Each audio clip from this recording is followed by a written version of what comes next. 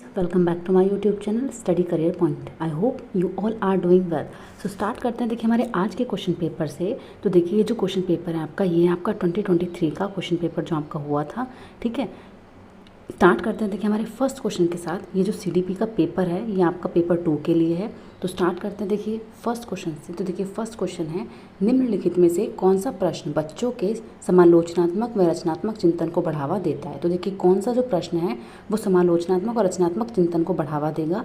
तो देखिए पानी के बचाव के लिए सबसे अच्छा तरीका कौन सा हो सकता है और क्यों। आपके शहर में पानी कहाँ से आता है, ये तो वन वर्ड हो गया। आपके देश में कुल कितने राज्य और कितनी राजधानियाँ, ये भी आपका वन वर्ड हो गया। आपके देश का नाम और मानचित्र पर इसकी भौगोलिक स्थिति क्या है, ये भी आपका वन वर्ड हो गया। लेकिन यहाँ पर जो रचनात्मक और समालोचनात्मक चिंतन है बच्चे का, वो कौन बढ़ाएगा, वो है आपका ऑप्शन नंबर 1। पानी के बचाव के लिए सबसे अच्छा तरीका कौन सा हो सकता है। तो यहाँ पर ऑप्शन नंबर 1 जो होगा वो आपका बिल्कुल सही हो जाएगा। चलते हैं देखिए नेक्स्ट क्वेश्चन पर। देखिए नेक्स्ट क्वेश्चन है, समालोचनात्मक चिंतन में प्रमाण की क्या भूमिका होती है। देखिए जो प्रमाण होते हैं उनकी क्या भूमिका होती है जो समालोचनात्मक चिंतन आपका होता है। तो देखिए प्रमाण का तार्किक और सुनियोजित रूप से मूल्यांकन किया जाना चाहिए। प्रमाण को बिना विश्लेषण के स्वीकार किया जाना चाहिए। समालोचनात्मक चिंतन के लिए प्रमाण अप्रासंगिक होते हैं। व्यक्तिगत राय के पक्ष में प्रमाण की उपेक्षा की जानी चाहिए। तो देखिए यहाँ पर जो आपका राइट आंसर है वो क्या होगा, तो देखिए वो है आपका ऑप्शन नंबर 1। जो प्रमाण होते हैं प्रमाण का तार्किक और सुनियोजित रूप से मूल्यांकन किया जाना चाहिए। तो ऑप्शन नंबर 1 जो होगा वो यहाँ पर आपका बिल्कुल सही हो जाएगा। चलते हैं देखिए नेक्स्ट क्वेश्चन पर।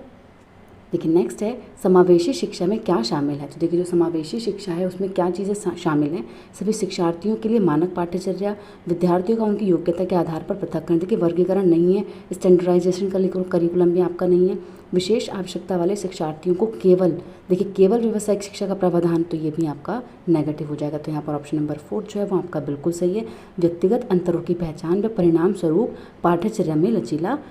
ठीक है, ऑप्शन नंबर 4 जो होगा वो यहाँ पर आपका बिल्कुल सही हो जाएगा। चलते हैं देखिए नेक्स्ट क्वेश्चन पर। देखिए नेक्स्ट है, निम्नलिखित कथनों को पढ़िए और सही विकल्प का उत्तर दीजिए। तो देखिए अभिकथन ए है आपका, बच्चों में संज्ञानात्मक विकास पर भाषा के प्रभाव पर जीन पियाजे और लेव वाइगोत्स्की के दृष्टिकोण में विभिन्नता है। बिल्कुल सही है। देखिए जो आपके लेव वाइगोत्स्की हैं और जो जीन पियाजे हैं उनके जो उन्होंने भाषा के ऊपर अपने प्रभाव बताए, उनका दृष्टिकोण जो है उनमें विभिन्नता है, आपका बिल्कुल सही है। कारण देखिए खोज अधिगम में शिक्षक अवसर प्रदान करता है और विद्यार्थी स्वयं जानकारी प्राप्त करने के लिए उन्मुख होता है, बिल्कुल सही है। तो देखिए यहाँ पर ऑप्शन नंबर 2 जो होगा वो आपका सही हो जाएगा। देखिए ए और आर यहाँ पर दोनों सही हैं, लेकिन यहाँ पर आर जो है वो ए की कोई भी व्याख्या नहीं कर रहा है। तो ऑप्शन नंबर 2 जो होगा वो यहाँ पर आपका बिल्कुल सही हो जाएगा। चलते हैं देखिए नेक्स्ट क्वेश्चन पर। देखिए नेक्स्ट है, निम्नलिखित में से कौन सा समूह उन विशेषताओं का सही ढंग से उल्लेख करता है जो प्रतिभाशाली विद्यार्थियों और कक्षा में अन्य विद्यार्थियों के बीच आमतौर पर भिन्न होते हैं। तो देखिए कौन से जो ऑप्शन है वो आपके सही होंगे।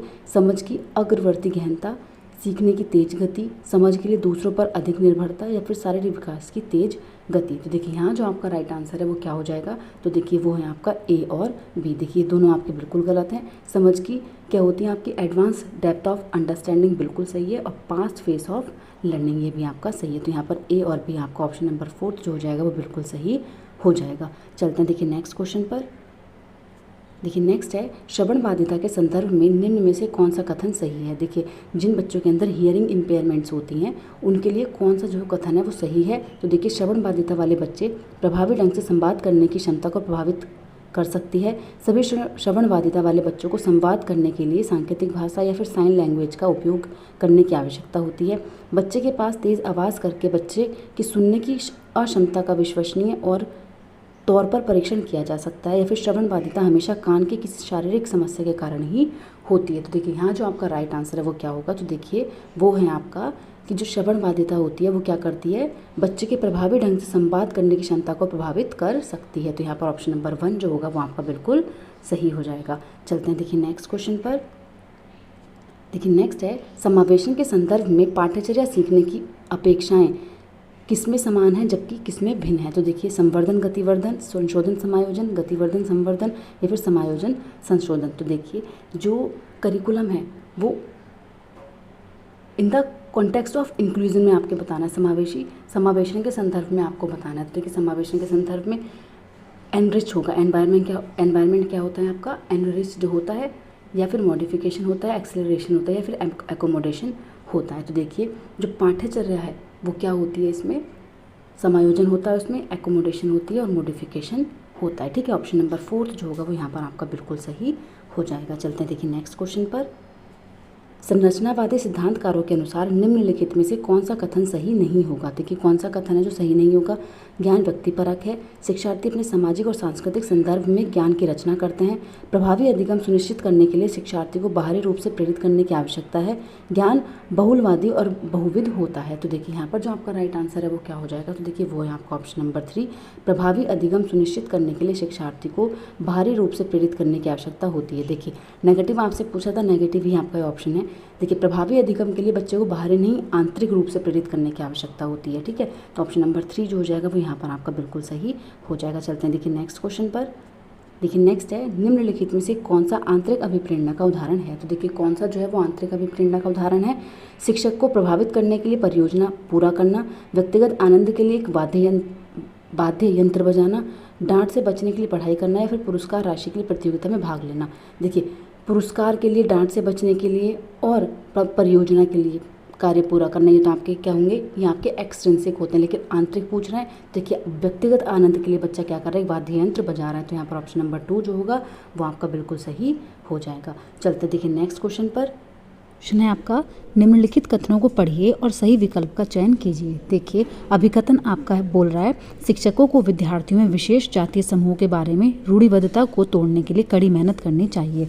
बिल्कुल सही है आपका। देखिए कारण है आपका, शिक्षा का एक प्रमुख उद्देश्य विद्यार्थियों को समालोचनात्मक आत्मचिंतन के लिए प्रोत्साहित करना है। तो देखिए जो कारण है आपका वो भी आपका यहाँ पर बिल्कुल सही है। तो देखिए यहाँ जो आपका ऑप्शन नंबर 4 हो जाएगा वो बिल्कुल सही हो जाएगा। ए और आर आपके दोनों सही हैं और आर जो है वो ए की सही व्याख्या करता है। तो ऑप्शन नंबर 4 जो होगा वो यहाँ पर आपका बिल्कुल सही हो जाएगा। चलते हैं देखिए नेक्स्ट क्वेश्चन पर। नेक्स्ट क्वेश्चन है, महारत निपुणता लक्ष्य और प्रदर्शन लक्ष्य में क्या अंतर है। तो देखिए जो आपका मास्टरी गोल्स होते हैं और जो आपके परफॉर्मेंस गोल्स होते हैं उनके बीच में क्या डिफरेंस होता है, ये आपसे पूछ रहे हैं। तो देखिए जो महारत लक्ष्य होते हैं वो क्या होते हैं। देखिए महारत लक्ष्य जो होता है वो होता है अपने कौशल और कार्य की समझ में सुधार करने पर केंद्रित होते हैं, जबकि जो प्रदर्शन लक्ष्य होते हैं वो उच्च ग्रेड प्राप्त करने का, बाहरी पुरस्कार प्राप्त करने पर केंद्रित होते हैं। तो देखिए यहाँ पर ऑप्शन नंबर 2 जो है वो आपका बिल्कुल सही है, मास्टरी गोल और परफॉर्मेंस गोल्स के बीच का डिफरेंस। ठीक है, और जो ऑप्शन है ये आपके तीनों ही गलत है। तो देखिए ऑप्शन नंबर 2 जो हो जाएगा वो यहाँ पर आपका बिल्कुल सही हो जाएगा। चलते हैं देखिए नेक्स्ट क्वेश्चन पर। देखिए नेक्स्ट क्वेश्चन है यहाँ पर, देखिए जो सिबलिंग रिलेशनशिप होती हैं वो क्या होती हैं, भाई बहन के रिश्ते या रिश्तों। तो देखिए माता पिता और साथियों के साथ संबंधों से भिन्न होते हैं और बाल्यावस्था में समाजीकरण में महत्वपूर्ण भूमिका निभाते हैं, या फिर माता पिता और साथियों के साथ संबंधों के समान हैं और बाल्यावस्था में समाजीकरण में महत्वपूर्ण भूमिका निभाते हैं। केवल प्रारंभिक, देखिए केवल जहाँ पर आता है वो आपका नेगेटिव होता है तो गलत हो जाएगा। समाजीकरण में अधिक भूमिका नहीं निभाते तो ये भी आपका गलत हो जाएगा। तो यहाँ पर ऑप्शन नंबर 1 आपका बिल्कुल सही है। क्या बोल रहे हैं कि माता पिता और साथियों के साथ संबंधों से तो भिन्न होते हैं लेकिन बाल्यावस्था में समाजीकरण में महत्वपूर्ण भूमिका निभाते हैं। तो यहाँ पर ऑप्शन नंबर 1 जो हो जाएगा वो आपका बिल्कुल सही हो जाएगा। चलते हैं देखिए नेक्स्ट क्वेश्चन पर। देखिए नेक्स्ट क्वेश्चन है, निम्नलिखित कथनों को पढ़िए और सही विकल्प का चयन कीजिए। देखिए अभिकथन ए है, बच्चों के बीच विकासात्मक दरों में काफ़ी विभिन्नताएं मौजूद होती हैं। बिल्कुल सही है। देखिए जो बच्चों के बीच जो विकासात्मक दरें होती हैं, जो डेवलपमेंट होता है, रेट होता है, वो क्या होता है, डिफरेंट तरीके से होता है। ठीक है, तो यहाँ पर अभिकथन ए जो है वो आपका बिल्कुल सही है। ठीक है, अभिकथन ए क्या हो जाएगा यहाँ पर आपका बिल्कुल सही हो जाएगा।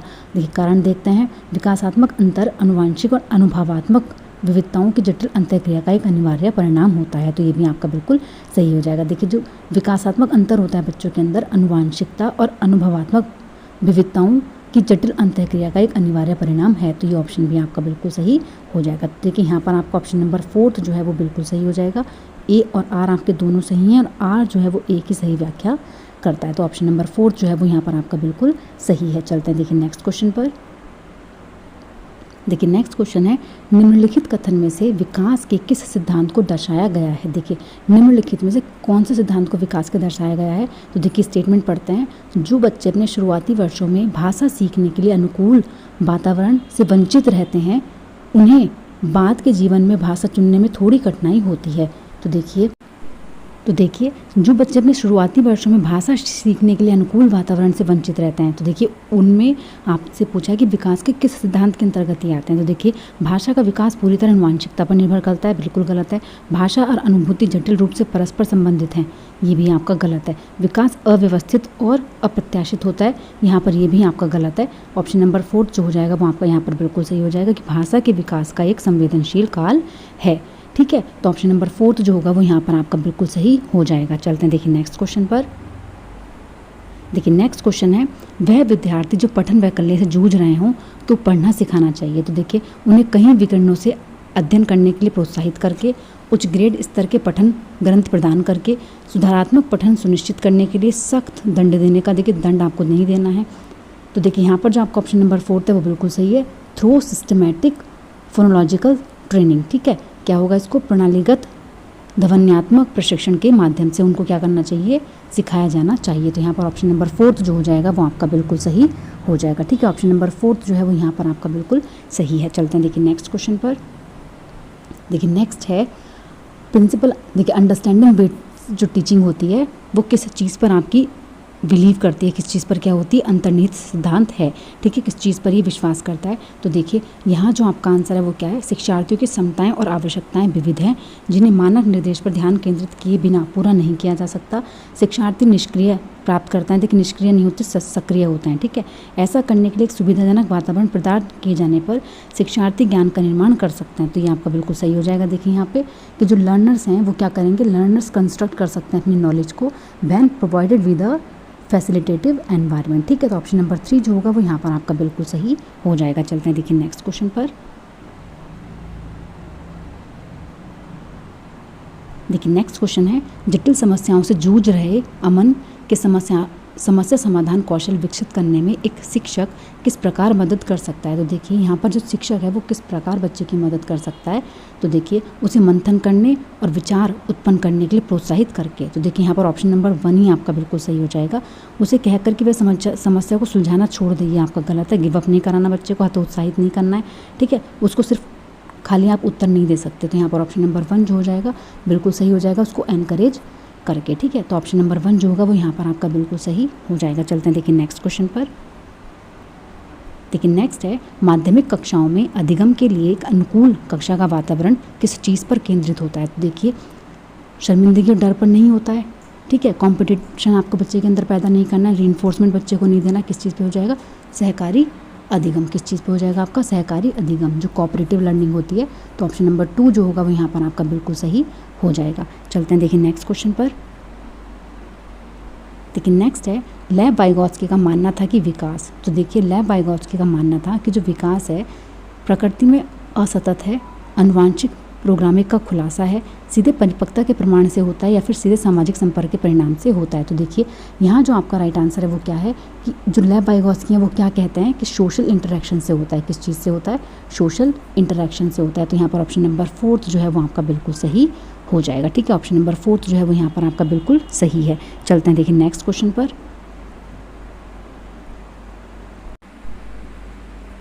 देखिए नेक्स्ट क्वेश्चन है, पियाजे के अनुसार गुणात्मक रूप से 4 विभिन्न अवस्थाएं। तो देखिए पियाजे के अनुसार जो 4 विभिन्न अवस्थाएं गुणात्मक रूप से दुनिया की विभिन्न संस्कृतियों में व्यापक रूप से भिन्न होती हैं। उदाहरण देकर समझाती हैं कि बच्चों का मन लघु वयस्क मन होता है, या फिर बच्चों के जेनेटिक कोड पर निर्भर होती हैं, या फिर बच्चों के विकास के सार्वभौमिक पैटर्नों का प्रतिनिधित्व करती हैं। तो देखिए यहाँ पर ऑप्शन नंबर 4 जो होगा वो बिल्कुल सही होगा। क्या करती हैं, रिप्रेजेंट करती हैं universal pattern of development of children. तो यहाँ पर ऑप्शन नंबर 4 जो हो जाएगा वो आपका बिल्कुल सही हो जाएगा। चलते हैं देखिए नेक्स्ट क्वेश्चन पर। देखिए नेक्स्ट क्वेश्चन है, निम्नलिखित में से कौन सी पियाजे के संज्ञानात्मक विकास के सिद्धांत की सीमा है। तो देखिए कौन सी जो है वो क्या है, लिमिटेशन है जीन पियाजे के कॉग्निटिव डेवलपमेंट की। तो देखिए कौन सी जो है वो आपकी लिमिटेशन है। तो देखिए संज्ञानात्मक विकास में भाषा की भूमिका पर अत्यधिक बल देता है, संज्ञानात्मक विकास में व्यक्तिगत विभिन्नताओं को ध्यान में नहीं रखता है, संज्ञानात्मक विकास में जैविक कारकों की भूमिका को ध्यान में नहीं रखता है, या फिर वह संज्ञानात्मक विकास पर संस्कृति और सामाजिक कारकों के प्रभाव को ध्यान में नहीं रखता। तो देखिए यहाँ पर ऑप्शन नंबर 4 जो हो जाएगा वो आपका बिल्कुल सही हो जाएगा कि किस चीज़ पर जो संज्ञानात्मक विकास है वो संस्कृति और सामाजिक कारकों के प्रभाव को ध्यान में नहीं रखता है। तो यहाँ पर ऑप्शन नंबर 4 जो हो जाएगा वो आपका बिल्कुल सही हो जाएगा। चलते हैं देखिए नेक्स्ट क्वेश्चन पर। देखिए नेक्स्ट है, निम्नलिखित कथनों को पढ़िए और सही विकल्प का चयन करिए। तो देखिए अभिकथन ए है आपका कि प्रत्येक वर्ष लता जो कि कक्षा 7th की शिक्षिका है अपने उनके क्षेत्रों में करियर पर चर्चा करने के लिए एक महिला गणित प्रोफेसर और एक पुरुष नर्स को अपनी कक्षा में आमंत्रित करती है। तो देखिए यहाँ पर आपका बिल्कुल सही है। वो किस चीज़ का पालन कर रही है, जेंडर स्टीरियोटाइप की वजह से वो क्या कर रही है कि देखो एक महिला गणित प्रोफेसर को बुलाती हैं और जो पुरुष हैं वो क्या है, नर्स हैं, ठीक है। तो वो उनको अपनी कक्षा में आमंत्रित करती है उनके करियर के लिए। तो यहाँ पर ये आपका जो अभिकथन है बिल्कुल सही है। देखिए कारण है लैंगिक जो जेंडर होता है वो उसका जो अंतर होता है वो जन्मजात होता है और समाज के माध्यम से अधिग्रहित नहीं है। तो देखिए ये ऑप्शन आपका बिल्कुल गलत हो जाएगा। जो स्टीरियोटाइप वो जन्मजात होती है, जन्मजात नहीं होती है, बाद में बनाई जाती है, ठीक है। तो देखिए यहाँ पर ऑप्शन नंबर 1 जो होगा वो आपका बिल्कुल सही हो जाएगा कि ए तो सही है लेकिन आर क्या है आपका गलत है, ठीक है। ए सही हो जाएगा यहाँ पर, लेकिन आर जो है वो आपका क्या हो जाएगा, गलत हो जाएगा। चलते हैं देखिए नेक्स्ट क्वेश्चन पर। देखिए नेक्स्ट क्वेश्चन है, एक प्रगतिशील कक्षा में विद्यार्थी। तो देखिए एक प्रगतिशील कक्षा में विद्यार्थी अधिक प्रश्न नहीं पूछते हैं, शिक्षक से प्रश्न पूछते हैं, एक दूसरे से प्रश्न पूछते हैं या फिर स्वयं से प्रश्न पूछते हैं। तो देखिए जो प्रगतिशील कक्षा होती है उसमें जो बच्चे होते हैं वो क्या करते हैं, शिक्षक से प्रश्न पूछते हैं, एक दूसरे से पूछते हैं, खुद से भी पूछते हैं। तो यहाँ पर आपका ऑप्शन नंबर 3 जो हो जाएगा वो बिल्कुल सही हो जाएगा। बी, सी और डी आपका बिल्कुल सही है, ठीक है। चलते हैं देखिए नेक्स्ट क्वेश्चन पर। देखिए नेक्स्ट है, पुल्लिंग और स्त्रीलिंग होने से जुड़ी अपेक्षाओं को क्या कहा जाता है और उनसे क्या सीखा जाता है। तो देखिए जो पुल्लिंग या स्त्रीलिंग से जुड़ी अपेक्षाओं से जेंडर भूमिकाएं, जेंडर स्थिरता, जेंडर रूढ़िवादिता या फिर जेंडर पूर्वाग्रह। तो देखिए यहाँ पर जो आपका राइट आंसर है वो क्या होगा, जेंडर भूमिकाएं क्या सीखी जाती हैं, जेंडर भूमिकाएं सीखी जाती हैं। और देखिए इन्हें बाल्यावस्था की सभी अवस्थाओं से लेकर वयस्कता से में भी सीखा जाता है। तो यहाँ पर ऑप्शन नंबर 1 जो होगा वो आपका बिल्कुल सही हो जाएगा। चलते हैं देखिए नेक्स्ट क्वेश्चन पर। देखिए नेक्स्ट है, बुद्धि के संदर्भ में निम्न में से कौन सा दृष्टिकोण शिक्षार्थियों के बीच विविधता के सम्मानपूर्ण विचार का समर्थन करता है। तो देखिए बुद्धि के संदर्भ में आपसे पूछ रहे हैं, तो देखिए बुद्धि वातावरणीय कारकों से प्रभावित नहीं होती है, बिल्कुल गलत है। अनुवांशिक कारकों से प्रभावित नहीं होती है, ये भी आपका बिल्कुल गलत है, ठीक है। बुद्धि को मापने के लिए बुद्धिलब्धि परीक्षण ही एकमात्र साधन है, ये भी आपका गलत है। देखिए ऑप्शन नंबर 4 जो होगा वो आपका बिल्कुल सही हो जाएगा। बुद्धि बहुआयामी होती है जो बुद्धि होती है और समय के साथ बदल सकती है, ठीक है। क्या होती है, बुद्धि जो होती है, जो आपकी इंटेलिजेंस होती है वो क्या होती है, बहुआयामी होती है और समय के साथ बदल सकती है। तो यहाँ पर ऑप्शन नंबर 4 जो हो जाएगा वो आपका बिल्कुल सही हो जाएगा। चलते हैं देखिए नेक्स्ट क्वेश्चन पर। देखिए नेक्स्ट है, निम्नलिखित में से किसने सामान्य बुद्धि की अवधारणा की आलोचना की और बुद्धि का एक वैकल्पिक सिद्धांत प्रस्तावित किया। तो देखिए वो कौन थे, जीन पियाजे, हॉवर्ड गार्डनर, लेव वाइगोत्स्की या फिर चार्ल्स स्पीयरमैन। तो देखिए यहाँ पर जो आपका राइट आंसर है वो क्या हो जाएगा, तो देखिए यहाँ जो आपका राइट आंसर है वो क्या है, तो देखिए जिन्होंने आलोचना की थी, ठीक है, जिन्होंने इस थ्योरी की आलोचना की और उसके बाद उन्होंने क्या दिया, एक वैकल्पिक सिद्धांत दिया, ठीक है, एक वैकल्पिक सिद्धांत प्रस्तावित किया, तो वो थे आपके हॉवर्ड गार्डनर। कौन थे आपके, हॉवर्ड गार्डनर। तो यहाँ पर ऑप्शन नंबर 2 जो हो जाएगा वो आपका बिल्कुल सही हो जाएगा। चलते हैं देखिए नेक्स्ट क्वेश्चन पर। तो देखिए नेक्स्ट है, लॉरेंस कोलबर्ग के सिद्धांत की आलोचना कैरल गिलिगन द्वारा। तो देखिए लॉरेंस कोलबर्ग के जो थ्योरी थी उनकी, उसकी सिद्धांत की आलोचना जो है वो कैरल गिलिगन द्वारा की गई थी। किस चीज़ के लिए की गई थी, तो देखिए नैतिक तर्क में लैंगिक भिन्नताओं की अपेक्षा करने के लिए की गई थी, विश्लेषण के मात्रात्मक तरीकों को लागू नहीं करने के लिए की गई थी, या फिर नैतिक विकास का एक चरण सिद्धांत प्रस्तुत करने के लिए की गई है, या फिर वास्तविक जीवन की स्थितियों के माध्यम से तथ्यों को एकत्र करने के लिए की गई है। तो देखिए यहाँ पर जो आपका राइट आंसर है वो है आपका ऑप्शन नंबर 1, नैतिक तर्क में लैंगिक विभिन्नताओं की अपेक्षा करने के लिए की गई है। तो यहाँ पर ऑप्शन नंबर 1 जो है वो आपका बिल्कुल सही हो जाएगा। चलते हैं देखिए नेक्स्ट क्वेश्चन पर। देखिए नेक्स्ट क्वेश्चन है, एक शिक्षिका अपने विद्यार्थियों को अधिसंज्ञानात्मक कौशल विकसित करने में मदद करना चाहती है, तो निम्न में से कौन सी रणनीति सबसे ज़्यादा प्रभावी होगी। तो देखिए कौन सी रणनीति है जो सबसे ज़्यादा प्रभावी होगी, विद्यार्थियों को अभिप्रेरित करने के लिए लगातार ग्रेड और प्रतिपुष्टि प्रदान करना, बिल्कुल गलत है, ठीक है। विद्यार्थियों को प्रोत्साहित करना कि वे स्वयं अपने अधिगम पर चिंतन करें और अपनी प्रगति का मूल्यांकन करें, ये आपका बिल्कुल सही यहाँ पर हो जाएगा। देखिए ऑप्शन नंबर 2 जो है वो आपका बिल्कुल सही है, याद करने के लिए पाठ सोपान करना, ठीक है, निर्देश प्रदान करना, ये आपके दोनों गलत हो जाएंगे। तो यहाँ पर ऑप्शन नंबर 2 जो है वो आपका बिल्कुल सही है। चलता है देखिए नेक्स्ट क्वेश्चन पर। देखिए नेक्स्ट है, निम्नलिखित कथनों को पढ़िए और सही विकल्प का चयन करना है। तो देखिए अभिकथन ए है आपका, देखिए अभिकथन ए है, शिक्षकों को संकल्पना को मजबूत करने के लिए विद्यार्थियों को अपने स्वयं के संकल्पना के उदाहरणों और गैर उदाहरणों की पहचान के लिए कहना चाहिए। तो देखिए यहाँ पर जो आपका ऑप्शन नंबर 1 है, जो आपका अभिकथन ए है वो क्या है, बिल्कुल सही है, ठीक है। कारण है, उदाहरणों के बारे में सोचने में संकल्पना को मजबूत किया जाता है, जबकि गैर उदाहरण विद्यार्थियों को भ्रमित करते हैं। देखिए यहाँ पर अभिकथन तो आपका बिल्कुल सही है, लेकिन कारण जो है वो आपका गलत है कि गैर उदाहरण जो है बच्चों को भ्रमित नहीं करते हैं, ठीक है, वो उनकी लर्निंग में इफेक्टिव होते हैं। तो यहाँ पर ऑप्शन नंबर 1 जो होगा वो आपका बिल्कुल सही हो जाएगा। ए तो सही है, लेकिन आर क्या है, गलत है, ठीक है, आर क्या है आपका गलत है। चलते हैं, देखिए नेक्स्ट और लास्ट क्वेश्चन है आज का। देखिए, अधिगम के सामान्य सिद्धांत बताते हैं कि विद्यार्थी बेहतर रूप से सीखते हैं यदि पहले अवधारणा को उसके प्रतीकात्मक रूप में प्रस्तुत करें और फिर उसके भौतिक रूप में आएँ।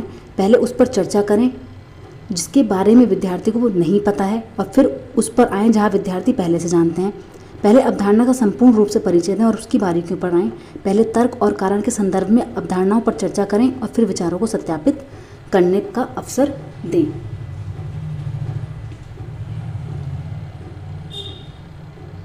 तो देखिए यहाँ पर जो आपका राइट आंसर है वो क्या हो जाएगा, तो देखिए वो है आपका